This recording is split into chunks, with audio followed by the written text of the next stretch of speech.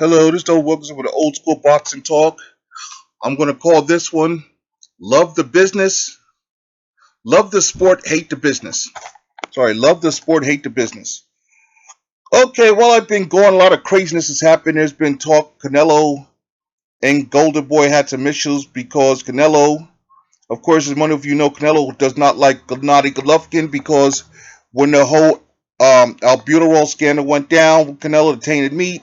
Golovkin went out there and called, Canelo all kind of names, whatever, and Canelo's held a beef. Of course, Golovkin went out there and got his ass beat by Canelo. And so Canelo Alvarez has decided after that, I don't ever want to do business with you again.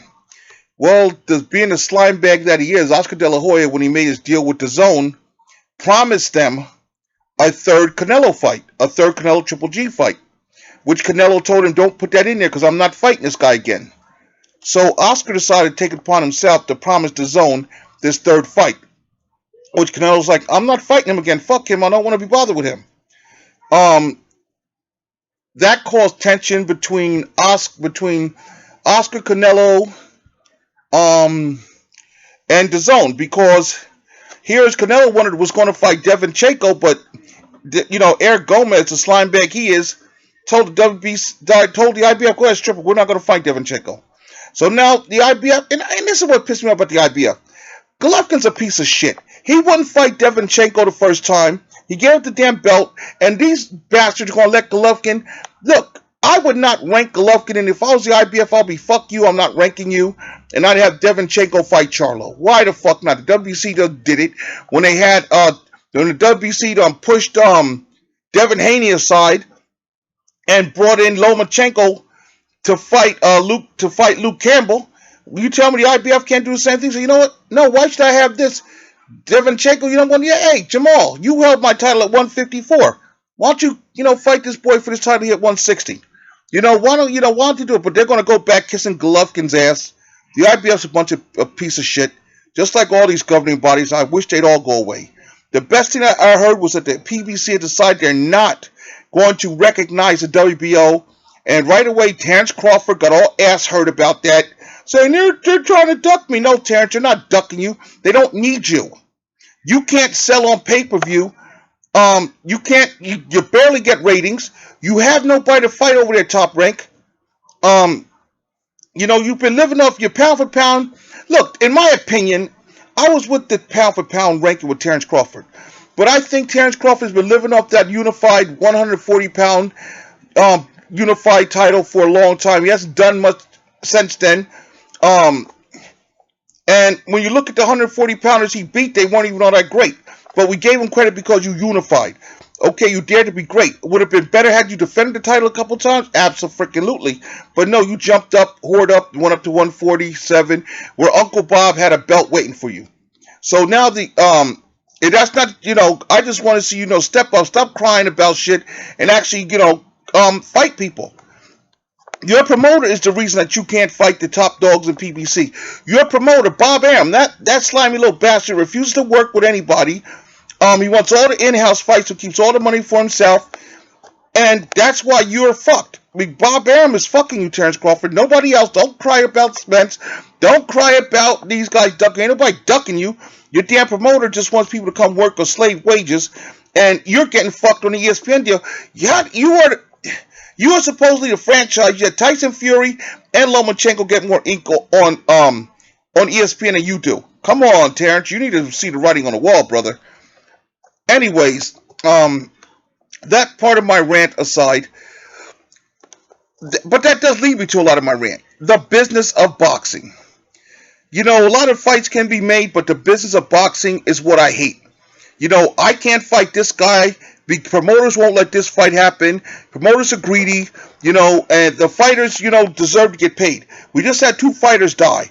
That piece of shit Eddie Hearns sent his boy in there, dealing white in with D-ball, and fucking who knows what was in those damn gloves that were not approved. And I'm sorry. If I'm Andy Ruiz, I'm fighting a rematch with Anthony Joshua here in the U.S. because I don't trust Eddie Hearns. And if you want to go to court, Eddie, I go to court because you know what? After the shit you just pulled, I don't see a judge anywhere in this country is going to make Andy Ruiz go to UK or anywhere. Well, Andy, where do you want to fight? I want to hear in the US. I want to maybe in LA and New York. And you know what, Eddie, you're going to want to fight in the US. Fuck you, Eddie Hearns.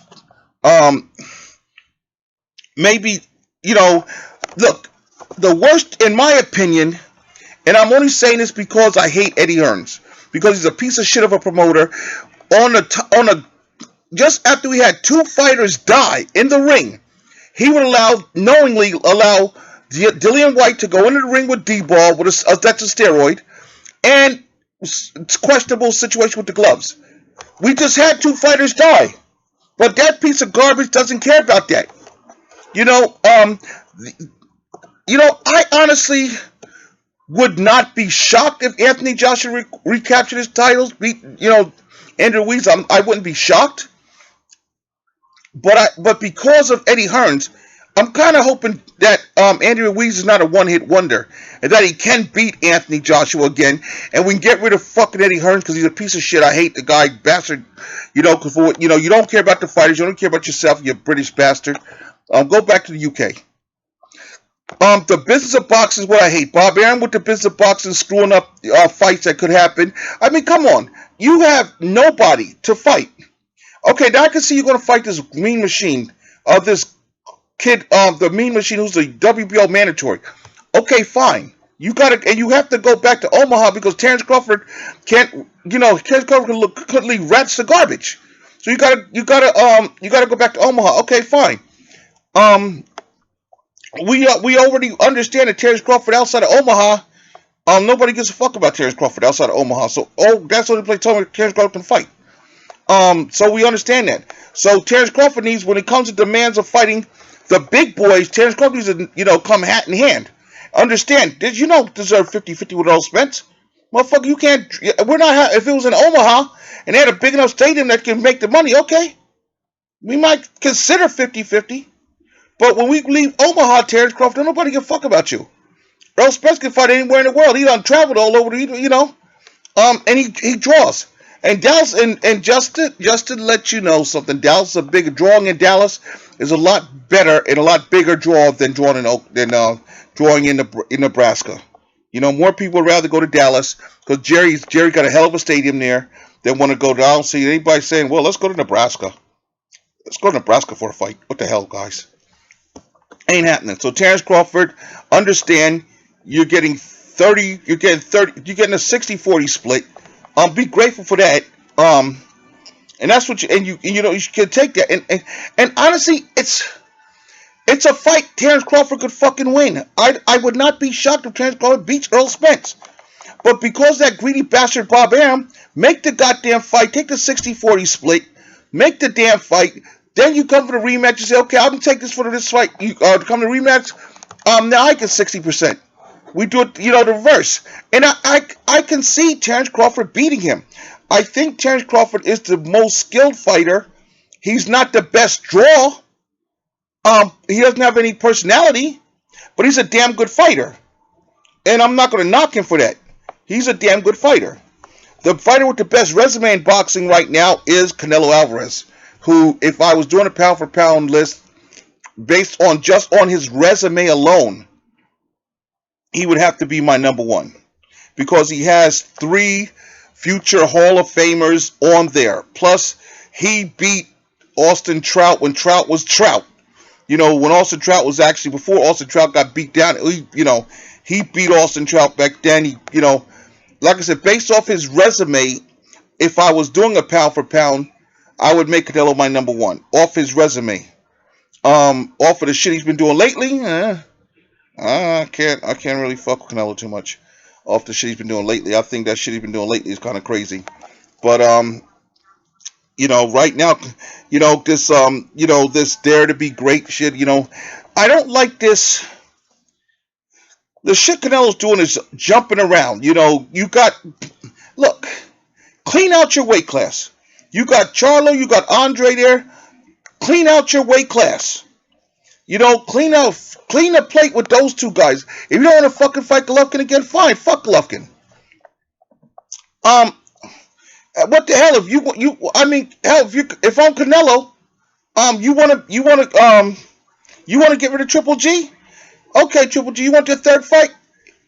Go fight Charlo. Beat Charlo. Go get Charlo's. Oh, you take out Charlo.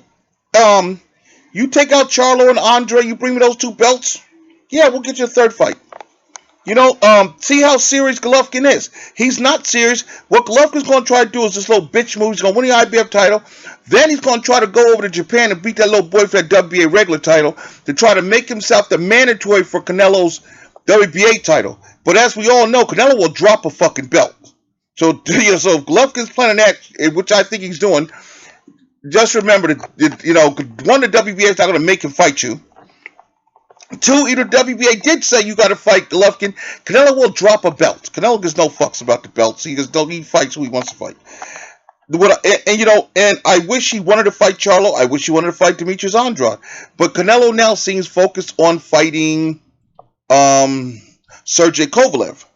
And you know what? Honestly, I don't begrudge Kovalev this fight. I just hope Kovalev doesn't let them fuck him into coming in too light. Because they're going to try some bullshit to make Kovalev come down. It's the weight limit is 175. We're going to do it at 172. So you're at lightweight, but it's a drained lightweight. And if I'm Kovalev, I tell you, fuck you. I'm not doing it. The weight limit is 175. That's where we're coming in at. There's not going to be no rehydration clause. But of course, knowing Canelo, knowing how most of these people do, because it's more money he's ever made before, Kovalev is going to give in to Canelo's demands, and little diva bitch demands. And then, sadly enough, I think because Kovalev will be weight drained and be weakened, I think Canelo will beat him. Because Canelo's going to take every advantage he can get, and I'm not going to knock Canelo. I'm going to knock Kovalev. Kovalev has the right to say no. Kovalev, should he win his fight Saturday against Anthony Yard, which I believe he should. I just don't want to see Kovalev whore himself out. But I'm afraid he will. I'm afraid Kathy Duva and those people will whore Kovalev out, and they'll take that money, and Kovalev will lose to Canelo. And, it'll be a shame because not like Canelo's going to keep the WBO title. He's not. Uncle Bob will find a way to get, but of all these Eastern Europeans, Golovkin and Lomachenko, and Kovalev is the best of them. I've always thought Kovalev was the best of these Eastern European. Kovalev has the best resume of all of them, because, this has been something that's been bandied about on a lot of sites. And it makes you go back, look at BoxRec, and just say, damn, that resume is kind of really flimsy. When you look at Lomachenko's resume, the best person on his resume is Gary Russell Jr. and Jose Pedraza. They the best, the best people. Okay, and what the hell? Oh, jeez, the boy he won a WBA title from. His name escapes me right now. But he doesn't have his resume. But look, Lomachenko's resume is really thin. His resume is not that impressive. You go to Golovkin, the best Golovkin, his resume, he has 3 fights. He has a little punching bag from Canada. I forgot his name. David Lemieux. Yeah, David Lemieux. Danny Jacobs and Canelo. That's the best on Golovkin's resume. Or the best fighters on his resume are those 3 fights. The 2 fights with Canelo, beating David Lemieux, which means like virtually nothing, and beating Daniel Jacobs, which means a little more than nothing. That's the best thing on his resume. There like I said, that's why Canelo, like I said, has the best resume. But when you turn around and look at Kovalev, now Kovalev, you got a resume. With Kovalev, you got a win over Bernard Hopkins. You got a win over 2 wins over Pascal, who just showed this a couple weeks ago when he knocked off Brown, that he's still a live dog in there. Kovalev has a very impressive resume. The 2 fights with Andre Ward, the fight with Alida Alvarez, the win and the loss. His resume is still, the man has 3 losses, but his resume is still better than both Golovkin's and Lomachenko's. The thing about Kovalev is Kovalev has fought everybody. He was unified champion. Um, he ducked no one. Kovalev was fighting everybody. Matter of fact, Kovalev was so dominant that Adonis Stevenson wanted the goddamn Winners Protection Program. He wanted no parts of Kovalev. So of all these Eastern Europeans, until I'm looking at the other, the better Biovs, and the other two guys. I don't know. I'm not going to butcher their names. I'm looking at those Eastern Europeans. I see two of them are fighting. The WBC and the IBF light heavyweight champion are going to fight each other. Which I'm looking forward to that fight. Better Bio, who's the WBA champion, says he might move down to 168 because he's a small light heavyweight. He says he could move down to 168. Let's see what happens there. But these guys, like I said, their resumes are thin. Their resumes are really thin.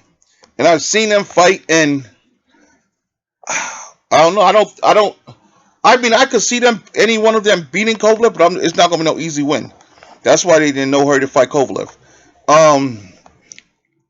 But once again, like I said, the business of boxing.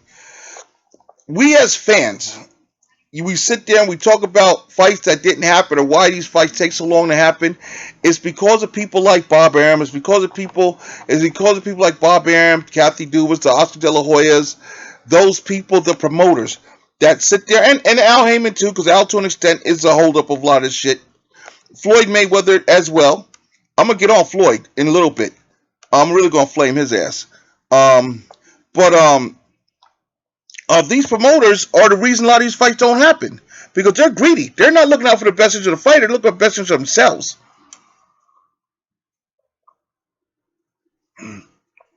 They want, if they got a fighter, they want to get the most bang for their buck. Now, one of the things that's happened since I last did a video was that Manny Pacquiao beat Keith Thurman. Congratulations, Manny. Keith Thurman hoarded around with that WBA belt and held that for as a dangle around, and then got in there and got his ass beat by Manny Pacquiao. And made old Manny, look like he's the second coming. Now, the problem with that is now Manny Pacquiao has more power, which means Manny Pacquiao, his non-VADA testing ass, is going to duck Earl Spence. Is going to duck the winner of Spence and Porter. He's going to duck that guy. Fight's not going to happen. It may happen, but not going to happen right away. It's because he's talking about maybe he fights Mikey. Maybe he fights Danny Garcia, Mikey and Danny, the Garcia boys. There was talk of those two fighting each other, but then Manny stepped in, so that derailed that. But then Mikey's such a whore that now he's talking about making deals with the zone. So you don't know what the fuck you don't know what the fuck Mikey's doing. Mikey's such a whore that Mikey's one of the motherfuckers that if his career ends badly, he deserves it because he's such a fucking whore. He's an ingrate. He's a whore. He's always jumping all over the place with the biggest buck. And it's not, short money's not always good money. But let's see what happens with that. These promoters are what frustrate the hell out of me. Now let me get to Mr. Mayweather. Floyd Mayweather has totally fucked over Tank Davis's career. And here's why. Tank Davis has one notable win on his resume. His resume is so fucking paper thin, it's ridiculous. At this time in Floyd's career, Floyd had a hell of a resume.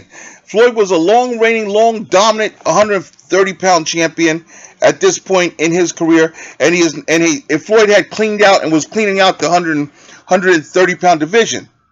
He has held Tank Davis back. If you got so much faith in Tank, why the fuck isn't Tank, clean? Why isn't Tank? The Tank fight with Tank and Tevin Farmer should have been made. That should have already happened.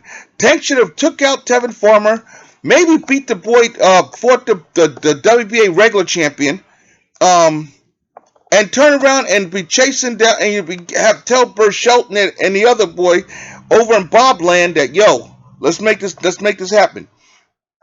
And be putting the pressure on Bob Arum to make that fight. And I'm sure Floyd, was influenced with BC, Mauricio Suleiman for a small sanctioning fee. would have made Tank the mandatory for Burchelt. Trust me. I put nothing past Mauricio Sullivan. He's so yeah. For the right amount of money, he'll sell it on anybody. Um, I don't know how much Uncle Bob paid him to get Lomachenko that WBC fight to make sure he and Lomachenko don't have to go through Devin Haney. But I'm sure it was enough. That's why Lomachenko's fighting Luke Campbell and not Devin Haney's not fighting Luke Campbell because Uncle Bob gave Mauricio a nice little sum, and Mauricio said, yeah, we can do that. It's never been done before. Yeah, we'll do it. And Eddie took a nice little sum, and Eddie, whatever. Eddie got the fight. Eddie said, well, since you're taking my Devin Haney fight, can I get Ramirez versus Hooker? Excuse me. And Bob said, sure. Over on DAZN, Bob said, sure. Excuse me, we'll do that. Ramirez went over there and beat the shit out of Hooker. Everybody knows Hooker should have been out of 140 a long time ago. The man's been struggling to make 140 pounds. He should just dropped that belt and moved up to 147. But the smoke at 147 is so thick he didn't want none of that. And the fact of the matter is all the belts are on PBC at 147. All but Crawford's belts are on there, and he didn't want to go fuck around with Crawford. Because I guess him and Crawford are stablemate or some shit. I don't know. But the point of the matter is, Maurice Hooker, he took that L, and congratulations to Ramirez. Ramirez is a true 140-pounder. He beat Hooker's ass. Now I want to see Ramirez fight the winner of Josh Taylor and Prograve to unify that whole damn thing. And I'm hoping that the winner of that sticks around a little bit and does some actual business at 140 because it looks like it's going to grow. Again, like I said, the business of boxing, you have Ryan Garcia, who, I want to see Ryan Garcia really. I want to see if Ryan Garcia is for real or he's just a pretty boy with a bunch of Twitter kids and whatever, if he's a real fighter. That's what I want to know. Are you a real fighter? I want to see Ryan Garcia fight somebody, show me he's a real fighter. He looks good. I've seen a couple of his fights. I want to see him step up against somebody better to see if he's a real deal or not. That's the thing with a lot of these fighters. I want to, I come from an era back when I was coming up where fighters actually fought. You fought the tough guys. You actually beat somebody worth a damn. Before you were in the top 10. Today, these guys cherry pick their way through, and promoters maneuver and manipulate, and then you get all this bullshit. And then and then you got people. And you got people like Teddy Atlas, who's never fought, but because he was with Customado, was a carried a spit bucket with Customado, learned how to be a trainer, he's got so much influence where people actually act like Teddy's an end all to be all. But Teddy Atlas is another biased, paid for piece of shit. He's bought and paid for by ESPN. And he seems to be again. There seems to be this thing against PBC fighters. That this thing against the PBC fighters, which I don't understand it. It's for me. It was like when Don King was on top. People hated Don King, but they didn't fuck with his fighters. You know what I mean? They didn't fuck with the fighters that fought with Don King. They didn't. The boxing media, they hated Don King, but they didn't vilify his fighters. I mean, yeah, they treated Larry Holmes badly, but they didn't like Julian Jackson. They would respect with Julian Jackson, and other fighters that fought for Don King. They're respectful. These motherfuckers today, they just totally treat the PBC fighters, and they treat them like they something they stepped in, and I'm like, what the hell? But again, it's like the business of boxing. A lot of the reasons I don't like the Boxing Writers Association of America is because they're all bought and paid for. Ring Magazine, which is owned by Golden Boy, dictates, dictates those guys how they're going to do. Steve Kim and Doug Fisher, two of the biggest sellouts in boxing today. They are two of the biggest haters going. But, and then they get a check from both ESPN, which is aligned with Top Rank, and Ring Magazine, which is aligned with Golden Boy. And it's like, guys, they sit there and they expect someone like myself, who's been following this sport for Wow, longer than they have. And they expect someone like myself to believe a lot of the shit they talk. I already know what your opinion. Your opinion is bought and paid for. Bob Arum's going to tell you what to say about this guy. Oscar's going to tell you what to say about that guy.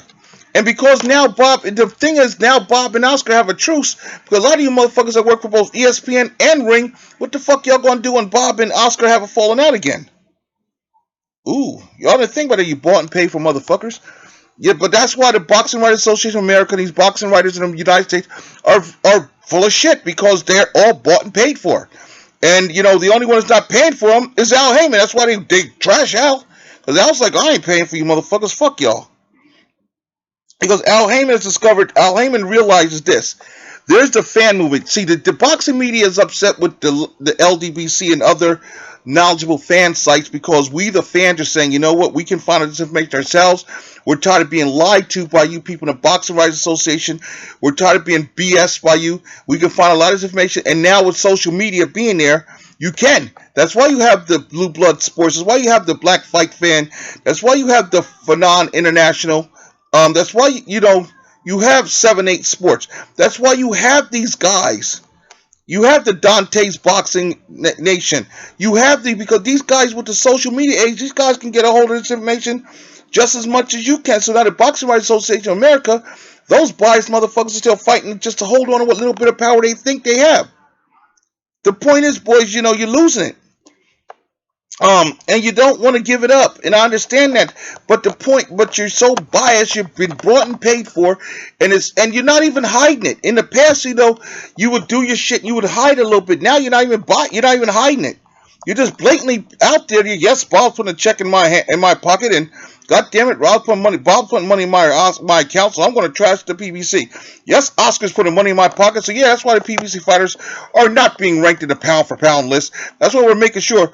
And that we're screwing over. Oh, we're going to talk shit about Jamal Charlo because Al's not paying us. So fuck Al. And fuck Jamal Charlo too. If he wants to, you better tell Al to give us some cash. And we'll tell you. The one guy of all these people who's actually pretty as fair as you're going to get with these idiots, but he's so fucking stupid and incompetent, is Dan Rafael. Dan Rafael's the biggest idiot of all these guys, but he's the only one that comes close to telling you the truth. A lot of these guys, Teddy Atlas included, I won't believe when their tongue was notarized. But at least with Dan Rafael, he'll tell the truth, not on purpose, but by accident. He'll tell the truth. And then he gets heat with them because he told the truth. Teddy Atlas comes off as this guy that tells the truth. But he doesn't. He tells the truth about he tells his truth. He tells his owner's truth. He tells the guy that writes his checks truth, which is Bob Arum and ESPN. ESPN is in the boxing business with Bob Arum.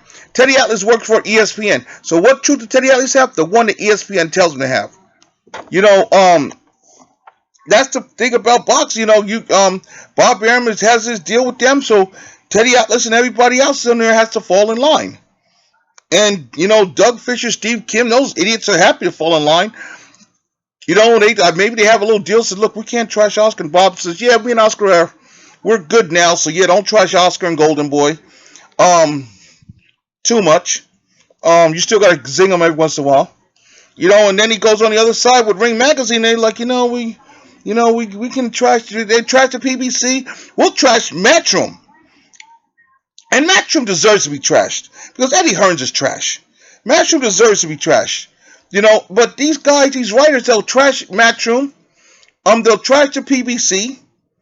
But, like I said, Oscar said, well, me and Bob are at peace now. So we're not going to trash Bob too much. Where's my Coke at?